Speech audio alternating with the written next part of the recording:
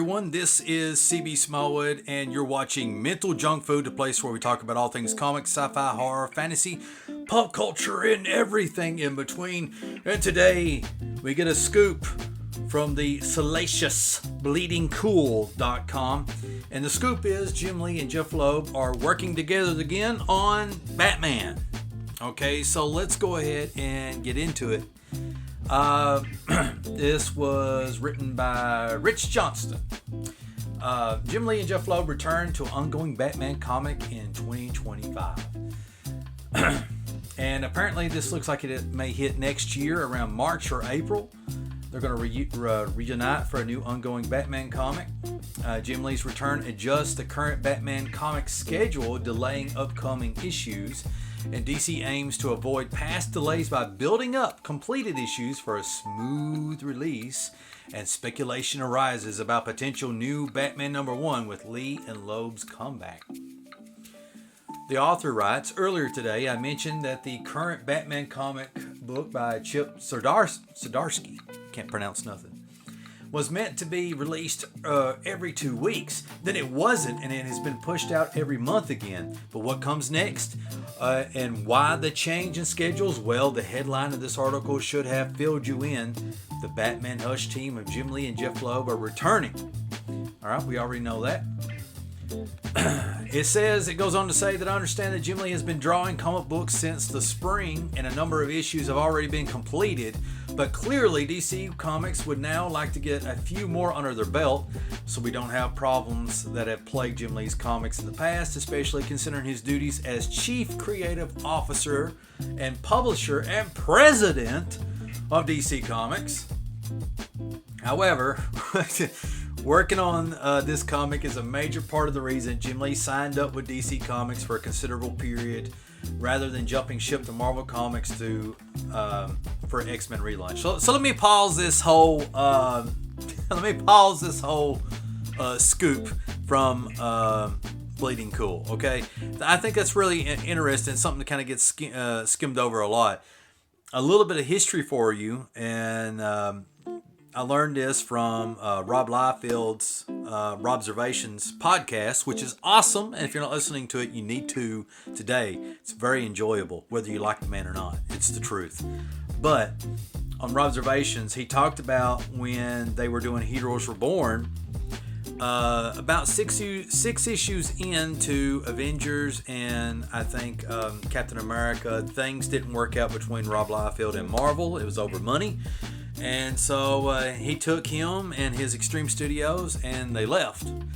And Jim Lee took over those books. So Jim Lee was over Fantastic Four, Iron Man, Avengers, and Captain America of the Heroes Reborn. And I don't want to say secretly, but he was working behind the scenes to become something like a publisher or a president or some type of chief creative officer of Marvel Comics. He was going to run it. He was going to print all the books, and this upset everybody at Marvel that are based in New York. They were so scared that he was going to take Marvel Comics and move them to where he was living at over in California, like San Diego or something like that, San Francisco for all I know. So they were very fearful of that, and they were fighting tooth and nail to kill the deal, which I think they did. They succeeded in that. But Jim Lee came awful close. He came awful close. But who came a knocking?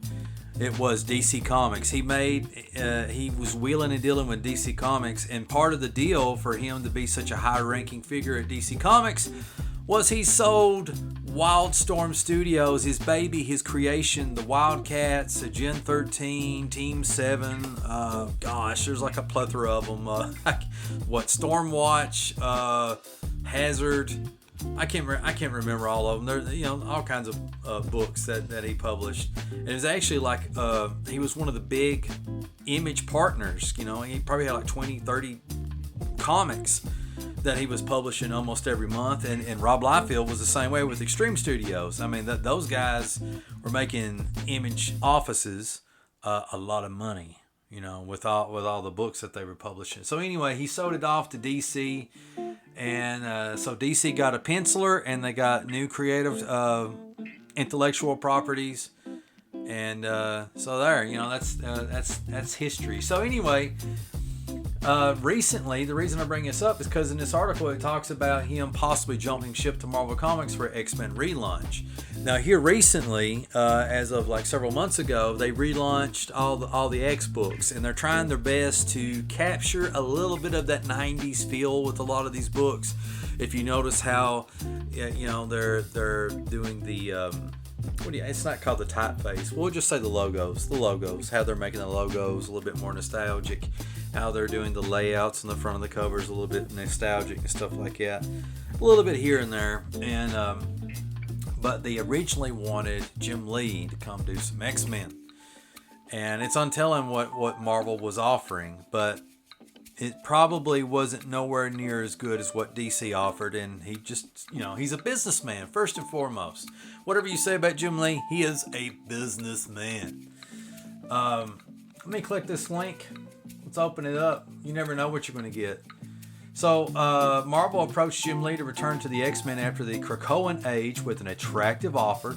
Jim Lee declined due to intense workload, preferring his executive role at DC Comics for more family time. And Lee considered Marvel largely due to the upcoming Deadpool and Wolverine movie and X-Men 97 revival. Ultimately, Lee resigned with DC, likely leveraging Marvel's offer for a better contract. So I'm willing to bet that in the future, this may come up again, maybe. But the thing is, when it comes to artists or creative types, you have to keep putting yourself back out there to make sure that your value stays up. It kind of reminds me of Aerosmith. They were a big band in the 70s, and then they went kaput, and nobody cared about them no more. But then they had a resurgence. They did that thing with Run DMC and all this stuff in the 80s, and then they became big again. And then guess what happened? The same thing. And so they had to reinvent themselves again. And sometime late 90s, maybe, there was that Armageddon movie where they did the soundtrack. One of the songs on there was a really big hit. So as an artist, as a writer, as a creative individual, for every new generation, you have to reintroduce yourself. So let's go back to the main article here. So Jeph Loeb and Jim Lee's doing Batman again. So I think that's part of it, I think Jim Lee desperately wants to go back to Marvel. It's just that DC just makes it so lucrative and easy for him to stay there. I think that's what it comes down to, because a lot of the designs that I've seen Jim Lee do on these books is very, very uninspiring. It really is, the Batman stuff's pretty good, and the Superman stuff was pretty good overall, but I don't think his Justice League was that great, and a couple other things that he's done, and it's just very uninspired, in my opinion. I could be wrong about that. I'd like to hear what you think. So anyway, there's not much in this article, a lot of speculation. Are they going to do what they did last time? When they was doing Hush, and they did like Batman number 608 to 619, and that's how they told the story? Or are they going to actually start off with a brand new first issue? And in my opinion, I don't think they really need to, because there's like 5-10 different Batman books, so I don't think they really need to do that. That's just my opinion. So anyway, let me know what you think about this in the comment section down below. Are you excited about Jeph Loeb and Jim Lee working together again to put out another Batman book? And they're basically they got like several issues done. They just want to do a few more before they come out with them, so that the scheduled release is smooth. So are you excited about that? Do you think Jim Lee will end up at Marvel Comics one day? Let me know in the comments down below. And please subscribe. I'm trying to get to those 1,000 subscribers. But regardless, I hope you enjoyed this video. And until next time, this is CB Smallwood, and I will see you in the next video.